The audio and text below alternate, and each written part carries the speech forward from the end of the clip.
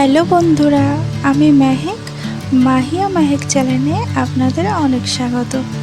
প্রতিদিন মাছের ঝোল ও ভাজা খেতে খেতে আমরা যখন বিরক্ত হয়ে যাই, আমাদের কিন্তু ইচ্ছা করে ভিন্ন স্বাদের মজাদার মাছের রেসিপি খেতে। আজকের ভিডিওটা আশা করছি আপনাদের ভালো লাগবে। প্রথমে রুই মাছগুলোকে সামান্য পরিমাণ হলুদ ও লবণ দিয়ে সেদ্ধ করে নেব। সেদ্ধ হয়ে গেলে মাছগুলো থেকে কাঁটা ছাড়িয়ে নেব। এবার এর মধ্যে দিয়ে দেব পেঁয়াজ কুচি, কাঁচা লঙ্কা কুচি ও ধনেপাতা কুচি। এরপর দিয়ে দেব হাফ চামচ আদা রসুন বাটা। এবার দিয়ে দেব হাফ চামচ হলুদ গুঁড়ো, হাফ চামচ ঝাল লঙ্কার গুঁড়ো ও হাফ চামচ জিরে গুঁড়ো। এবার দিয়ে দেব 2 চামচ বেসন ও সামান্য পরিমাণে লবণ।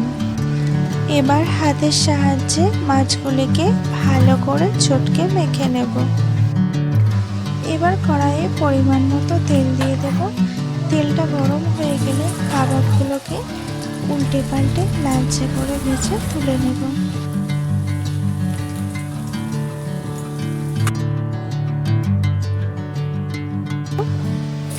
এবার ওই তেলে কেটে টুকরো করে রাখা আলুগুলোকে সামান্য পরিমাণ হলুদ ও লবণ দিয়ে ভেজে তুলে নেব। ফোড়নের জন্য দিয়ে দেব হাফ চামচ গোটা জিরে, একটা শুকনো লঙ্কা, একটা তেজপাতা ও কয়েকটা গোটা গরম মশলা দিয়ে দেব। ফোড়নটা হালকা ভাজা হয়ে গেলে পেস্ট করে রাখা পেঁয়াজ, কাঁচা লঙ্কা, টমেটোটাকে দিয়ে দেব। দিয়ে কিছুক্ষণ নাড়াচাড়া করে নেব।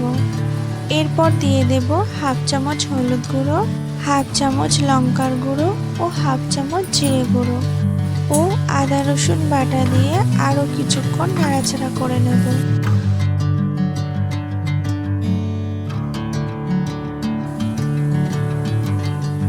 মশলাটা ভালোভাবে কষানো হয়ে গেলে ভেজে রাখা আলু দিয়ে কিছুক্ষণ নাড়াচাড়া করে পরিমাণ মতো জল দিয়ে একটু নাড়াচাড়া করে ঢাকা দিয়ে 2 মিনিট রান্না করে নেব।